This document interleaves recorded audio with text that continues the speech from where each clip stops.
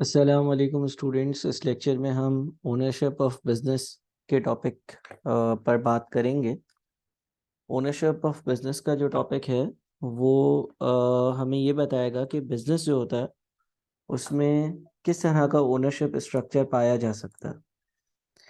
तो सबसे पहली चीज़ जो आपके पास लिखी हुई आ रही है वो ऑर्गेनाइजेशन के बारे में लिखी हुई आ रही है और लिखा हुआ है organisation It is a tool to arrange individual or combined resources for a particular purpose in an efficient and effective manner.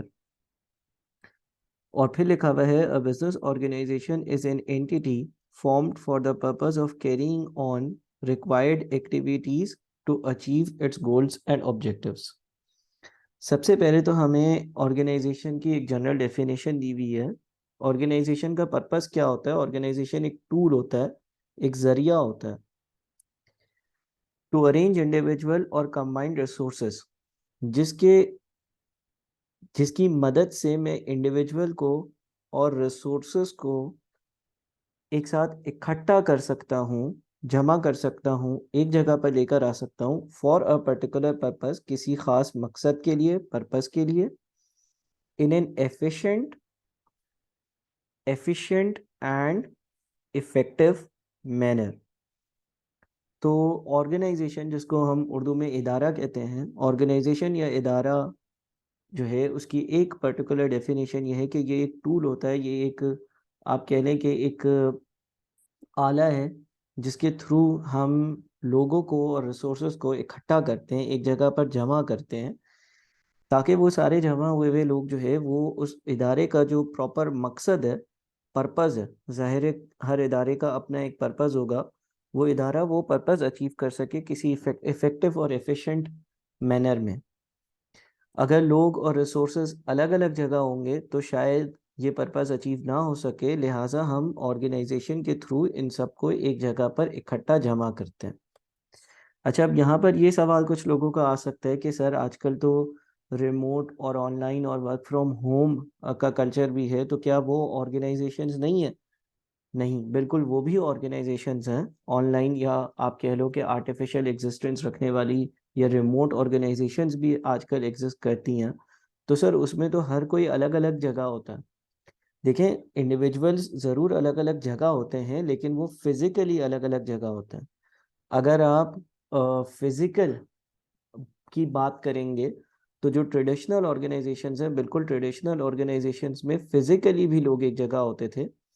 लेकिन जो हम अब रीसेंट की बात करें, यानी कि अब जो पोस्ट कोविड हालात में हैं, उसमें हमारी जो ऑर्गेनाइजेशंस होती हैं, उनकी एग्ज़िस्टेंस फ़िज़िकल भी हो सकती है।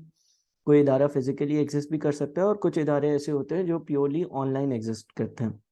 और उसमें इंडिविजुअल्स एक दूसरे के साथ लिंक्ड होते हैं, माना कि फिजिकली वो एक दूसरे के साथ करीब नहीं होते हैं, लेकिन किसी टूल के थ्रू, किसी सॉफ्टवेयर के थ्रू, किसी एप्लीकेशन के ज़रिए एक दूसरे के साथ जब वो कम्युनिकेशन करना चाहते हैं वो कर सकते हैं और ऑनलाइन या इंटरैक्टिवली बिल्कुल अवेलेबल होता है।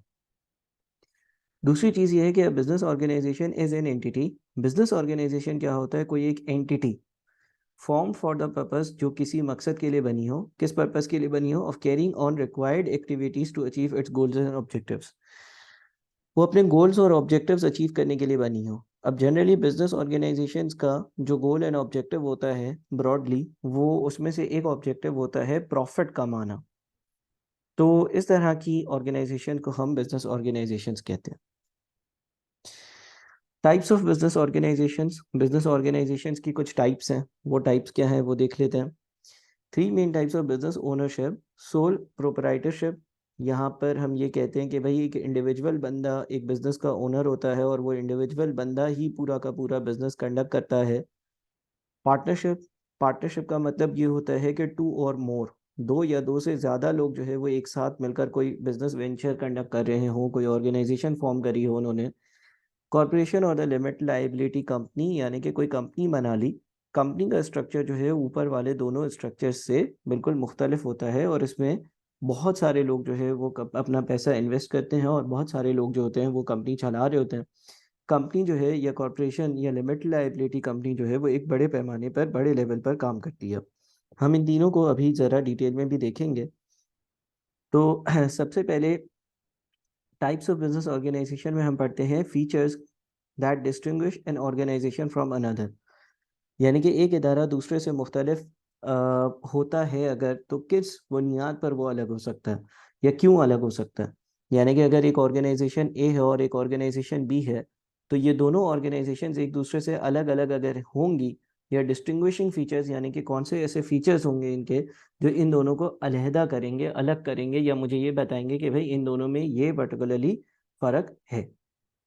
तो सबसे पहली चीज़ है पर्पस, प्रॉफिट और नॉन प्रॉफिट। देखिए कुछ इदारे ऐसे होते हैं जो कि फॉर प्रॉफिट बने हुए होते हैं, यानी कि वो प्रॉफिट कमाने के लिए बने हुए होते हैं, वो नफ़ा या फ़ायदा कमाने के लिए बने हुए होते हैं। और कुछ नॉन प्रॉफिट ऑर्गेनाइजेशंस भी होती हैं जो कि पब्लिक की चैरिटी के लिए बनी हुई होती हैं, गरीबों को खाना खिलाने के लिए बनी हुई होती हैं, किसी को रहने की जगह देने के लिए बनी हुई होती हैं, या सोसाइटी की बेनिफिट के लिए बनी हुई होती हैं। ओनरशिप की बुनियाद पर भी ऑर्गेनाइजेशंस अलग अलग हो सकती हैं। Companies are owned by shareholders, public sector organisations are owned by the government, and cooperatives are owned by the members. मिसाल ये है कि अगर कंपनीज की बात करें तो कंपनीज जो है वो शेयर होल्डर्स ओन करते हैं जो कि इन्वेस्टर्स होते हैं।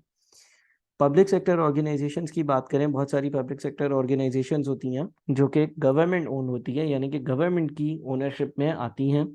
और फिर कोऑपरेटिव्स होती हैं, are owned by the members. Cooperatives क्या होती हैं? कोऑपरेटिव कोई छोटी सी एक सोसाइटी हो गई, जिस तरह से आपने बहुत सारी सोसाइटीज़ का नाम जो है, कॉर्पोरेट सोसाइटीज़ का नाम कराची में सुना होगा। तो कोऑपरेटिव्स क्या होती हैं कि लोकेलिटी में लोग मिलकर जो है वो एक अपनी कम्युनिटी बना लें, और वो कम्युनिटी जो है वो किसी भी स्पेसिफिक पर्पस के लिए, लोगों के भले के लिए बनी हुई हो सकती है। उनका एक कम्युनिटी सेंटर हो और वो कुछ ऐसी एक्टिविटीज़ करें जिसके उनके मेंबर्स को बेनिफिट हो। यानी कि लेट से एक लोकेलिटी में 1000 घर थे या 1000 फैमिलीज रहती थी, उन्होंने अपनी एक छोटी सी कम्युनिटी बना ली, उन्होंने अपने बीच में से एक बंदे को प्रेसिडेंट ठहरा दिया, और दूसरे XYZ रोल्स में बहुत सारे मुख्तलिफ लोग आ गए, और फिर वो कम्युनिटी जो है उसने उस इलाके के रहने वाले लोगों के बेनिफिट के लिए काम करना शुरू कर दिया। तो इस तरह से भी अलग अलग ऑर्गेनाइजेशंस डिफरेंट हो सकती हैं। अच्छा, फिर फंडिंग के हिसाब से भी डिफरेंट हो सकती हैं। Stock market company obtain funds from share issue, charities rely on government grants and private donations, and public sector organisations obtain there funds from government which in turn raises funds through taxes. यानी कि अगर हम यूँ सोचें कि organisations funding की बुनियाद पर कैसे कैसे अलग होती हैं, तो अगर हम कंपनीज़ की बात करें, कंपनीज़ का पैसा जो है वो स्टॉक मार्केट से आता है, यानी कि लोगों को वो शेयर्स देते हैं और शेयर्स के ज़रिए लोग जो है वो उन कंपनी में इन्वेस्ट करते हैं। Charities rely on government grants. अगर कोई चैरिटेबल ऑर्गेनाइजेशन है तो वो गवर्नमेंट की तरफ से कोई ग्रांट आएगी, गवर्नमेंट से कोई मदद आएगी, उस पर रिलाई करती हैं, या लोग प्राइवेटली जो है वो चैरिटीज़ को डोनेशंस देते हैं। Public sector organisations operate that funds from government. फिर पब्लिक सेक्टर ऑर्गेनाइजेशंस वो होती हैं जो गवर्नमेंट की ओनरशिप में आती है, और इनके पास पैसा कहाँ से आता है? गवर्नमेंट के पास से आता है।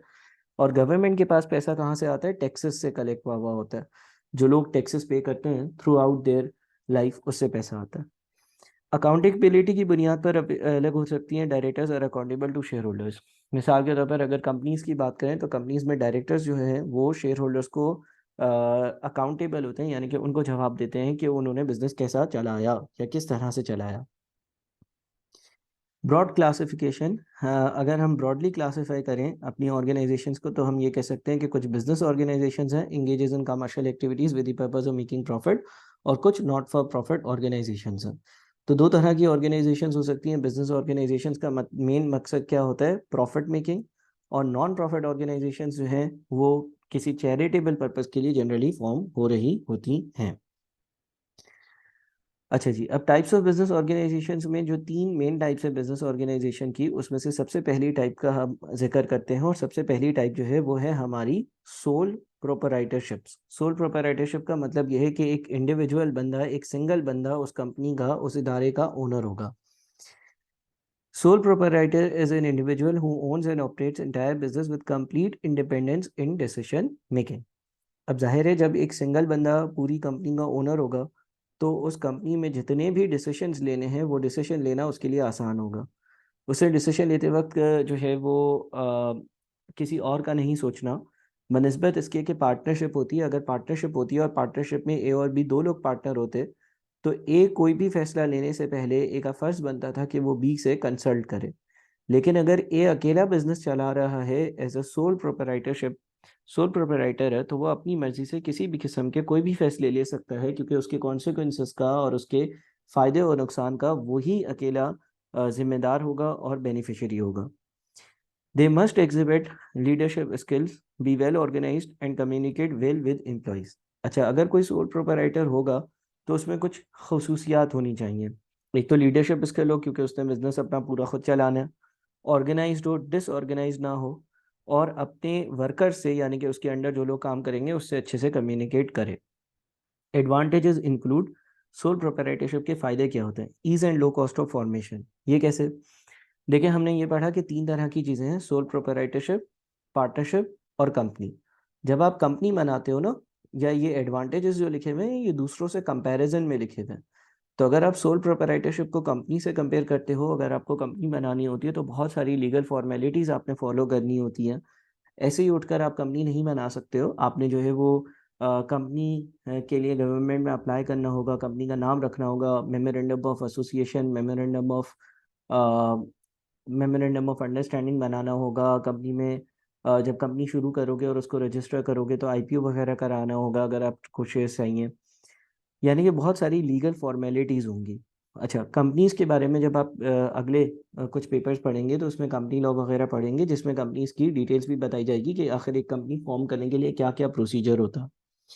लेकिन एज अ सोल प्रोप्राइटरशिप अगर मैं सोचूं तो मुझे सिर्फ और सिर्फ क्या करना है, अगर कोई बिजनेस खोलना है तो मुझे इतनी ज़्यादा फॉर्मेलिटीज़ फुलफिल नहीं करनी होंगी, इतनी ज़्यादा रेगुलेशंस एक सोल प्रोप्राइटर पर अप्लाई नहीं होती। सीक्रेसी, यानी कि अगर आपका कोई सीक्रेट होगा तो वो आप तक ही रहेगा। In comparison to partnership, let's say मैं कोई रेस्टोरेंट ओपन कर रहा हूँ जिसकी कोई सीक्रेट रेसिपी है, और मैं पार्टनरशिप में ओपन कर रहा हूँ, और लेट से ए, बी और सी 3 पार्टनर्स है और ए को वो रेसिपी पता है, तो ऐसा हो सकता है कि वो रेसिपी बी और सी को भी वक्त के साथ साथ या फ़ौरन से बतानी पड़े या पता चल जाए। तो एक और फ़ायदा सोल प्रोप्राइटरशिप का ये होता है कि जो इन्फॉर्मेशन होती है वो आपके हाथ में रहती है, आप तक ही रहती है। Distribution and use of profits, आप अकेले पूरा का पूरा जो मुनाफा या प्रॉफिट कंपनी ने कमाया होता है उसके बेनिफिशियरी होते हो, सारा का सारा फ़ायदा आप खुद अपने घर लेकर जाते हो। Creative flexibility and direct control, अपनी मर्ज़ी से जो भी टर्म्स डिक्टेट करनी होती हैं, जिस तरह से आपने अपना बिजनेस चलाना होता है आप चला सकते हो। Lower taxation. अच्छा, लोअर टैक्सेशन जो है वो किस तरह से? देखिए, अभी मैं आपको डबल टैक्सेशन भी समझाऊंगा थोड़ी देर बाद जब हम कंपनीज को डिस्कस कर रहे होंगे। लेकिन बहरहाल यूँ समझ लें कि अगर इंडिविजुअल कोई बिजनेस करता है तो उस पर इतना ज़्यादा टैक्स अप्लाई नहीं होता जितना कंपनीज पर होता है। ईज ऑफ डिसोल्यूशन, जब चाहे आप अपना बिजनेस बंद कर सकते हो क्योंकि आप ही अकेले मालिक थे। अच्छा जी, उसके बाद फिर हम देखते हैं कि डिसएडवांटेजेस क्या है। अनलिमिटेड लाइबिलिटी, सबसे बड़ा डिसएडवांटेज जो है वो अनलिमिटेड लाइबिलिटी है। यानी कि अगर एक सोल प्रोपराइटर एक बिजनेस कर रहा है, लेट से एक सोल प्रोपराइटर है और उस सोल प्रोपराइटर ने जो है ना वो एक शॉप स्टार्ट करी। अब इस शॉप पे जो है वो कर्जे चढ़ गए, लोन चढ़ गए, ठीक है ना, और ये बिजनेस जो है वो फ्लॉप हो गया। अब लेट से कर्जे जो थे वो 5 मिलियन के थे, शॉप बेची, शॉप का सामान बेचा, ये सारी चीज़ें बिकी और 3 मिलियन की थी। तो 5 मिलियन के कर्जे पे करने के लिए 3 मिलियन तो यहाँ से आ गए चीज़ें बेचकर, एसेट्स बेचकर। ठीक है, जो शॉप थी या शॉप के अंदर जो भी आपके पास चीज़ें थी वो सारी चीज़ें बेच दी। अभी भी 2 मिलियन का लोन जो है वो बाकी है। तो ये जो बिजनेसमैन होगा, इसका जो घर होगा, इसके घर के एसेट्स बेचकर उसने ये लोन पूरा करना होगा। इसको हम कहते हैं अनलिमिटेड लायबिलिटी। यानी कि अगर सोल प्रोप्राइटरशिप होती है और सोल प्रोप्राइटरशिप में आप किसी से उधार लेते हो तो क्योंकि आपका नाम यूज़ हो रहा होता है और आप अपने नाम पर उधार लेते हो, तो अगर आपके बिजनेस के एसेट्स वो उधार पूरा ना कर पाए तो आपने घर से चीज़ें कंट्रीब्यूट करनी होंगी, घर से अमाउंट कंट्रीब्यूट करनी होगी वो उधार उतारने के लिए। डिफ़िकल्टी इन रेजिंग फाइनेंस या फंड्स, जब आप बैंक के पास जाते हो, कभी अगर आपको फंड्स की ज़रूरत है, पैसों की ज़रूरत है, तो बैंक इतने आसानी से एक इंडिविजुअल को लोन नहीं देता जितना आसानी से किसी कंपनी को देता है। बिकॉज कंपनी की पूरी बैकिंग होती है, कंपनी के फाइनेंशियल स्टेटमेंट्स होते हैं, कंपनी का ऑडिट वाबा होता है, कंपनी के हिसाब किताब सही होते हैं, और कंपनी जो है उसके पीछे पूरी सपोर्ट होती है। लिमिटेड स्किल्स, सोल प्रोप्राइटरशिप में एक और नुकसान ये है कि जो आपकी स्किल्स होंगी वही आपकी स्किल्स होंगी और उसी से आपने अपना बिजनेस चलाना होगा। मिसाल के तौर पर अगर आप फाइनेंस में अच्छे हो और आप रेस्टोरेंट ओपन कर रहे हो और आप शेफ़ अच्छे नहीं हो, कुकिंग में अच्छे नहीं हो, तो आपने शेफ़ अपॉइंट करना पड़ेगा। आप फाइनेंस तो अच्छा संभाल लोगे लेकिन कुकिंग एरिया रेस्टोरेंट का अच्छा संभाल नहीं सकोगे। बनिस्बत इसके कि पार्टनरशिप में हो सकता है कि आप किसी शेफ को पार्टनर बना लो और उसमें जो दोनों ओनर्स हो उन दोनों के पास अपने अपने डिपार्टमेंट के अच्छे स्किल्स हों। अच्छा, फिर अगली चीज़ है पार्टनरशिप। पार्टनरशिप क्या होती है? टू और more people own a business, यानी कि दो या दो से ज़्यादा लोग अगर बिजनेस के ओनर हैं तो हम कहते हैं कि ये दोनों ये जितने भी लोग हैं वो पार्टनर्स हैं।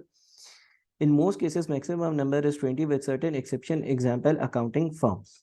अच्छा, फिर कानून हमें ये कहता है, अब देखें आपने हर मुल्क का कानून अलग तरह से स्टडी करना होगा, लेकिन जनरली कानून में ये लिखा हुआ होता है, जो लॉ होते हैं जो ये सारी चीज़ें या बिजनेस की एक्टिविटीज़ को गवर्न करते हैं, उसमें लिखा हुआ होता है कि एक पार्टनरशिप में 20 से ज़्यादा पार्टनर्स नहीं हो सकते। यानी कि अगर आप पार्टनरशिप कर रहे हो तो मैक्सिमम नंबर ऑफ पार्टनर्स जो होंगे ना वो 20 होंगे, 20 से ज़्यादा नहीं होंगे। इसकी कुछ एक्सेप्शंस हैं, लेकिन अगेन वो एक्सेप्शंस जो है वो आपसे लॉ के पेपर्स में या आगे के पेपर्स में डिस्कस करी जाएगी। A written partnership agreement is recommended to avoid future conflicts. Generally जब पार्टनरशिप बनाई जाती है तो एक रिटन एग्रीमेंट बना दिया जाता है जो कि जिस पे पार्टनर्स के दस्तखत होते हैं और जितनी भी बिजनेस करने की टर्म्स हैं वो सारी की सारी मेंशन होती हैं, ताकि अगर कोई डिसएग्रीमेंट आए तो उस एग्रीमेंट को फॉलो करके देखा जा सके कि भाई उसमें क्या लिखा हुआ था। इसमें मुख्तलिफ बातें लिखी हुई हो सकती हैं। मिसाल एक ले रहा हूँ कि इसमें प्रॉफिट शेयरिंग रेशियो लिखा हुआ हो सकता है। प्रॉफिट शेयरिंग रेशियो का मतलब यह है कि जो प्रॉफिट कमाया जाएगा वो पार्टनर्स के बीच किस तरह से बटेगा। मिसाल के तौर पर कंपनी ने या इस पार्टनरशिप ने जो है वो 5 रुपए का प्रॉफिट कमाया और इस कंपनी में 3 पार्टनर्स थे, ए, बी और सी। तो प्रॉफिट पार्टनरशिप एग्रीमेंट में ये बात मेंशन होगी कि ये जो 5 रुपए कमाए हैं कि किस रेशो में इन पार्टनर्स के बीच बटेंगे। मिसाल के तौर पर लेट से इसमें लिखा हुआ था 1:1:3। 1:1:3 का मतलब यह है कि अगर 5 रुपए कमाएं तो 5 में से 1 रुपया ए को, 1 रुपया बी को और 3 रुपए सी को मिलेंगे। इस तरह का कोई भी रेशो जो है वो आपके सवालात में मेंशन हो सकता है और पार्टनरशिप एग्रीमेंट में लिखा हुआ होता है कि भाई किस रेशो में प्रॉफिट्स बटेंगे। ज़रूरी नहीं है कि इक्वल अमाउंट बटे। उसकी रीज़न ये है कि मिसाल के तौर पे लेट से ए और बी जो है वो ऑल्दो पार्टनर्स हैं लेकिन उनकी बिजनेस में जो इन्वेस्टमेंट है वो कंपैरेटिवली कम है या वो कंपैरेटिवली कम टाइम देते हैं, जबकि सी की इन्वेस्टमेंट भी ज़्यादा है और सुबह 9 से शाम 5 तक काम भी करता है। तो उसूलन सी ये आर्ग्यू करेगा कि क्योंकि मैं पार्टनरशिप में काम भी करता हूँ, क्योंकि तुम दोनों से ज़्यादा पैसे मैंने बिजनेस में रोके हुए हैं, मैंने इन्वेस्ट करे हुए हैं, तो मैं अगर आपका पार्टनर बनूंगा तो अगर हम 5 रुपए कमाएंगे तो एक एक आप दोनों का और 3 मेरे।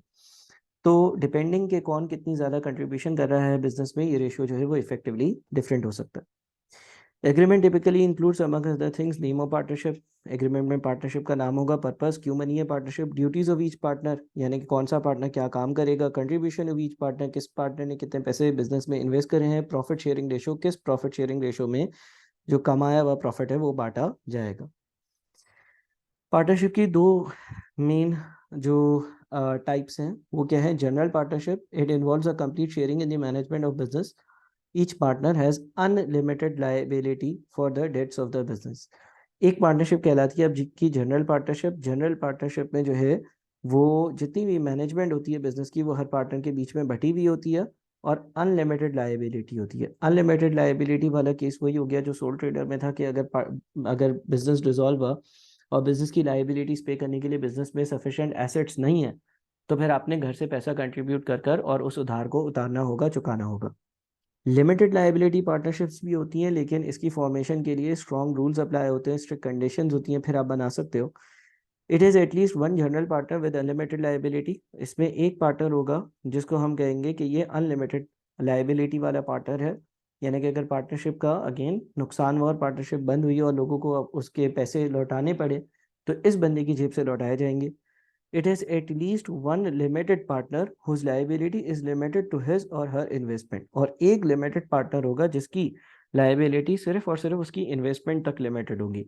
मिसाल के तौर पर एक पार्टनरशिप फॉर्म हुई, उस पार्टनरशिप में ए, बी और सी 3 पार्टनर्स थे। ए ने बिजनेस में 1 लाख रुपया लगाया, बी ने बिजनेस में 1 लाख रुपया लगाया और सी ने भी बिजनेस में 1 लाख रुपया लगाया। ठीक है, अच्छा ये अनलिमिटेड लायबिलिटी का पार्टनर था, ये अनलिमिटेड लायबिलिटी का सॉरी लिमिटेड लायबिलिटी का पार्टनर था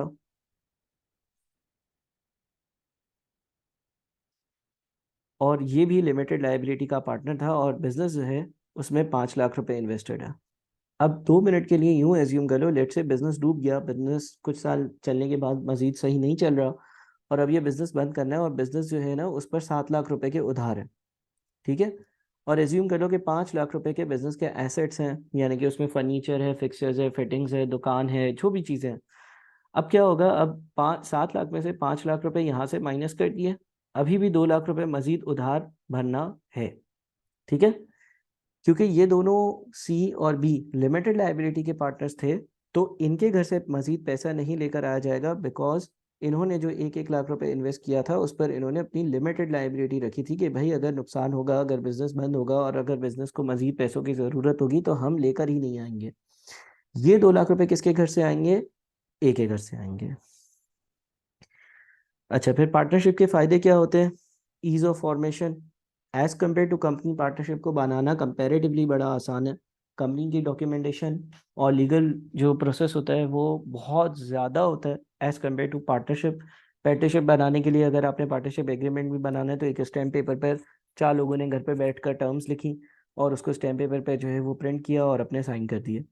higher availability to raise funds, क्योंकि इतने सारे पार्टनर्स होते हैं तो हर कोई अपने घर से जो है वो कंट्रीब्यूशन लेकर आता है, तो एक सिग्निफिकेंट अमाउंट ऑफ फंड्स जमा हो जाते हैं। कंबाइंड नॉलेज एंड स्किल्स, एक से ज़्यादा लोग होते हैं, कोई बंदा अकाउंट्स में अच्छा है, कोई मार्केटिंग में अच्छा है, कोई मेन ऑपरेशंस में अच्छा है, तो इतनी सारी स्किल्स होती हैं। Less regulatory control as compare to company, इस पर इतना ज़्यादा कानून स्ट्रिक्ट नहीं होता।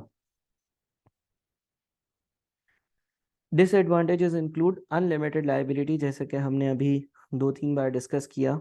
शेयरिंग ऑफ प्रॉफिट्स, यानी कि जो कमाया जाता है वो एक बंदे के घर नहीं जाता, अगर कोई सोल प्रोपराइटर होता तो वो सारे कमाए हुए प्रॉफिट को अपने घर ले जाता है, यहाँ पर पैसा या प्रॉफिट तकसीम हो जाता है। डिफरेंस ऑफ ओपिनियन, कभी कभार ऐसा हो सकता है कि आपका आपके पार्टनर से लड़ाई हो जाए, फड्डा हो जाए या किसी चीज़ पर आर्ग्यूमेंट हो जाए। अच्छा, फिर हम आ जाते हैं लिमिटेड कंपनीज और कॉरपोरेशंस पर, यानी कि कंपनीज क्या होती हैं, it has separate legal identity from that of its owner. देखिए, कंपनी को बहुत सारे कानून बोलते हैं कि company is an artificial person, company is an artificial person, मस्तूई इंसान है। यानी कि कंपनी क्या होती है, कंपनी जो है उसकी एक अपनी आइडेंटिटी होती है और कंपनी की अपनी एक एग्जिस्टेंस होती है, ठीक है। As a legal entity, a corporation has many of the rights, duties, and powers of a person, such as the right to receive, own, and transfer property. अच्छा, जब आप कंपनी बना लेते हो, जब आप कंपनी को रजिस्टर करवा लेते हो, जब आप गवर्नमेंट में सारे प्रोसेस पूरे कर लेते हो और लेट से एक कंपनी बन गई जिसका नाम है ABC कंपनी, तो ये कंपनी जो है वो अपने नाम पर कोई प्रॉपर्टी खरीद सकती है। यानी कि हम जो कंपनी के पैसे होंगे उससे कंपनी जो है, क्योंकि एक रजिस्टर्ड कंपनी है तो उसको कानून कहता है कि ये एक आर्टिफिशियल पर्सन है, ये इंसान ही है लेकिन आर्टिफिशियल इंसान है, और ये इंसान अपने नाम पर कोई भी प्रॉपर्टी परचेज कर सकता है। ये इंसान जो है वो कोई चीज़ अपनी ओनरशिप में ले सकता है, किसी और कंपनी के शेयर्स परचेज कर सकता है अपने नाम पर, जिस तरह से एक इंडिविजुअल इंसान कर सकता है। Small companies with ownership restricted to a small group of investors are called private limited companies.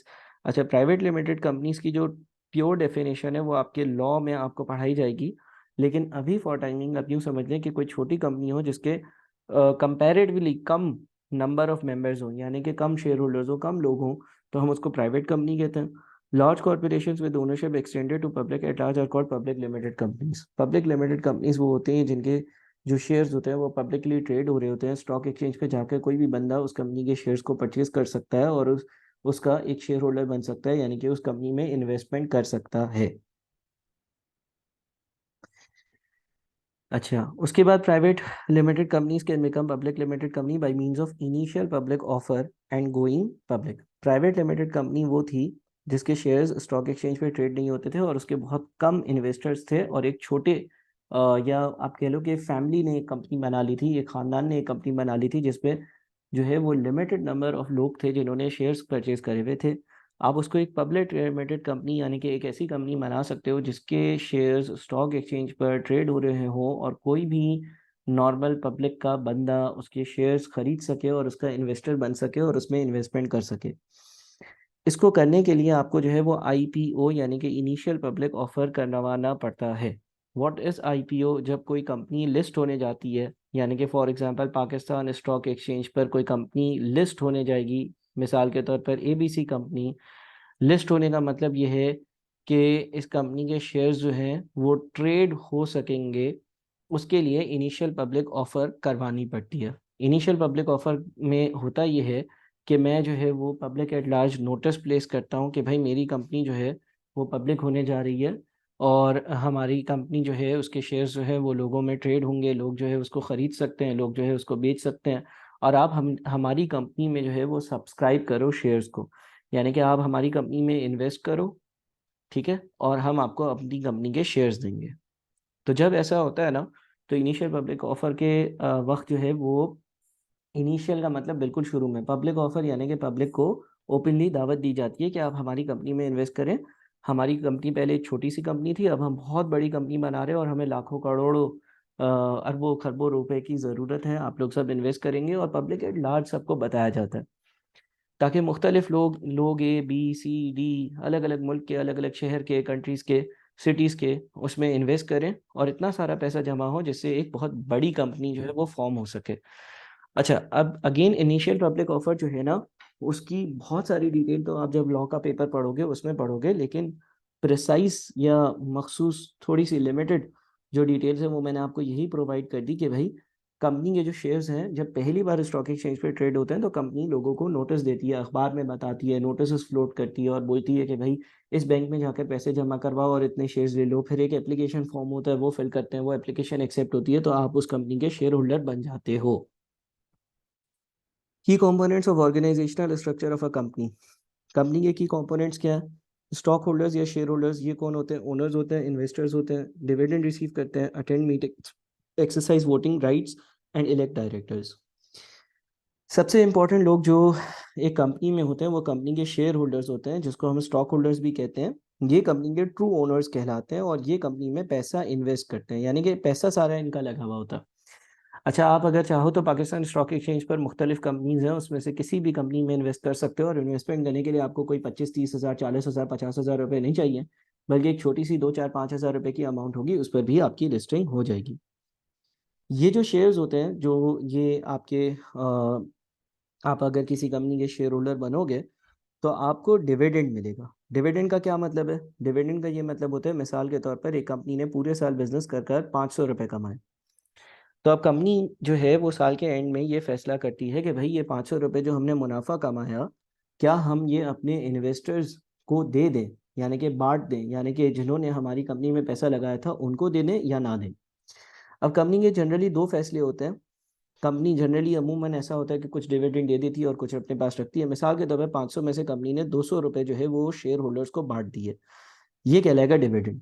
ये पैसा कंपनी से निकलेगा और लोगों को दे दिया जाएगा, उनके बैंक अकाउंट में आ जाएगा और उनके बैंक अकाउंट में ऐड हो जाएगा, यानी कि कंपनी से चला जाएगा। सर, बाकी 300 रुपये का कंपनी कंपनी ने क्यों नहीं दिया? क्या प्रॉफिट जो है वो डिविडेंड के बराबर नहीं होता? नहीं। कंपनी ने 500 कमाए, 200 लोगों में बांट दिए जिन्होंने कंपनी में इन्वेस्टमेंट करी हुई थी, और 300 रुपये कंपनी ने अपने पास रख लिए। सर, क्यों रख लिए? इसलिए रख लिए क्योंकि कंपनी ने अपना साइज भी तो ग्रो करना है। मिसाल के तौर पर कंपनी की पहले एक ब्रांच थी, अब दूसरी ब्रांच ओपन करनी है, तो ये दूसरी ब्रांच ओपन करने के लिए पैसों की ज़रूरत भी है। इसका मतलब अगर कंपनी को यूँ लगता है कि आगे कोई अच्छी इन्वेस्टमेंट अपॉर्चुनिटी आ रही है या बिजनेस ग्रो करने के लिए हमें पैसों की नीड होगी, तो पूरा का पूरा प्रॉफिट अमूमन बांटा नहीं जाता। अच्छा, ये जो शेयर होल्डर्स होते हैं ये मीटिंग्स भी अटेंड करते हैं। कंपनी की ज़िंदगी में बहुत सारी मीटिंग्स होती हैं, जिसमें से एक मीटिंग कहलाती है AGM, एनुअल जनरल मीटिंग। सालाना एक मीटिंग कंपनी में होती है जिसमें कंपनी ने क्या कमाया ये बताया जाता है। शेयर होल्डर्स डायरेक्टर से सवाल करते हैं। ऑडिटर्स होते हैं। ऑडिटर वो लोग होते हैं जो कंपनी का हिसाब किताब चेक करते हैं। आप बाद में ऑडिट का पेपर भी पढ़ेंगे, उसमें इस चीज़ को डिस्कस करेंगे। तो उनसे जो है वो सवाल जवाब होते हैं। मुख्तलिफ डिसीशंस पर वोटिंग होती है। मिसाल के तौर पर किसको ऑडिटर बनाना है, उसकी वोटिंग होगी, ठीक है ना, और बहुत सारे मैटर्स जो हैं वो पूरे साल के डिस्कस करे जाते हैं। बोर्ड ऑफ डायरेक्टर्स क्या होता है? Govern and handle management of the company and hire the executive और officers, president, CEO, CFO, vice president, these can be board members और shareholders as well. Board of directors सबसे top strategic management वाले लोग होते हैं जो company को चलाते हैं। कंपनी का चलाने का, कंपनी को गवर्न और हैंडल करने का मेन रोल इनके हाथ में होता है। और ये लोग जो हैं वो जो टॉप मोस्ट कंपनी की कह लो कि जो स्ट्रेटेजिक लीडरशिप होती है उसको अपॉइंट भी करते हैं। मैनेजर सॉरी CEO कौन होगा, CFO कौन होगा, प्रेसिडेंट कौन होगा, and so on. Executives responsible for achieving corporate goals and policies. Executives वो लोग होते हैं जो कंपनी के गोल्स और पॉलिसीज और ऑब्जेक्टिव्स को अचीव कर रहे होते हैं। अच्छा, लिमिटेड कंपनीज के एडवांटेजेस क्या है? Combination of resources and economies of scale.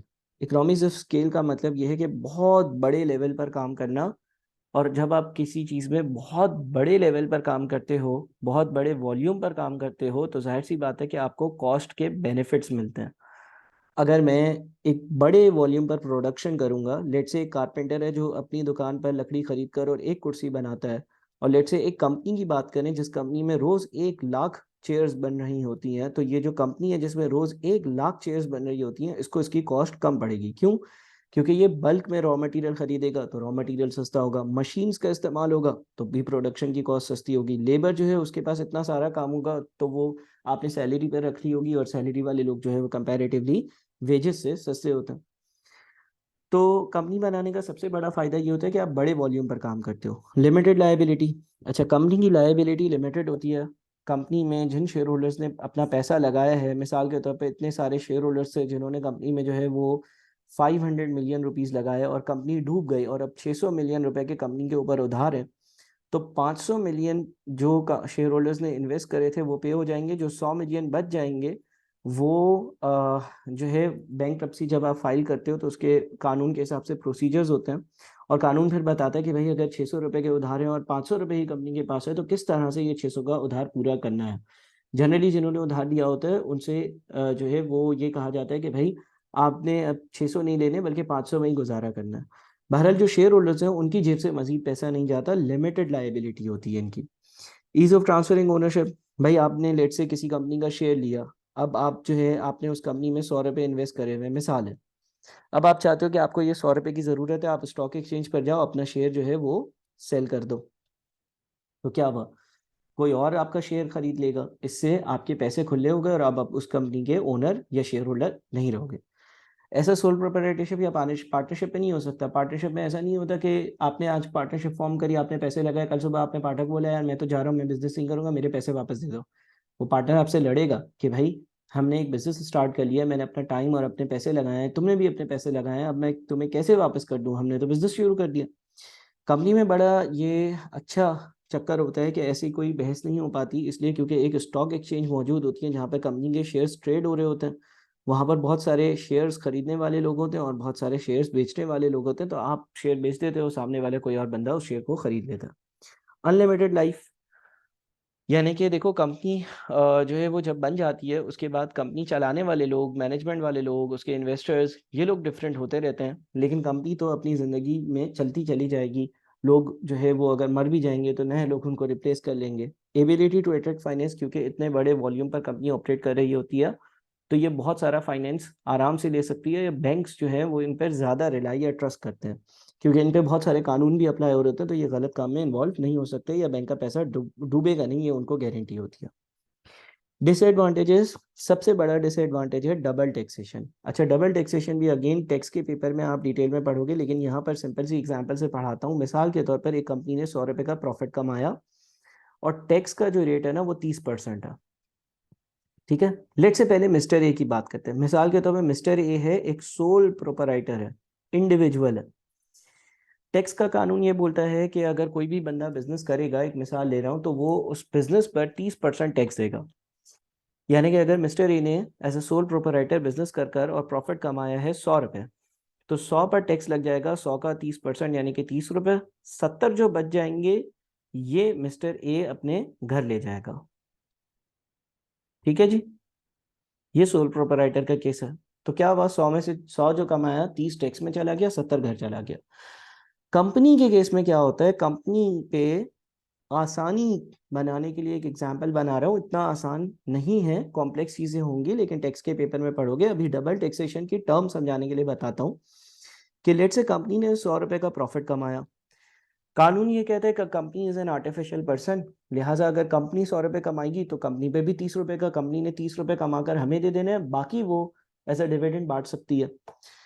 तो भाई कंपनी ने 100 रुपये कमाए बिजनेस कर कर, 30 रुपये गवर्नमेंट पे चले गए, कितने बच गए? 70। अब कंपनी ने क्या कहा, कंपनी ने कहा कि भाई हम ये 70 रुपये जो कंपनी ने कमाए हैं टैक्स माइनस करने के बाद ये लोगों को दे देते हैं। अच्छा, मिस्टर एक शेयर होल्डर था, इसको ये 70 रुपये मिल गए। क्या होता है भाई, जो प्रॉफिट कमाया वो लोगों के लिए ही कमाया ना, या कंपनी के इन्वेस्टर्स के लिए कमाया ना, तो मिस्टर ए लेट से इस कंपनी में शेयर होल्डर भी था। तो ये 70 रुपये कंपनी ने मिस्टर ए को दे दिए। अब गवर्नमेंट ने बोला भाई तुमने 70 रुपये कमाए, कहाँ से कमाए ये नहीं जानते हम, लेकिन जितने भी तुम कमाओगे 30% हमें दोगे।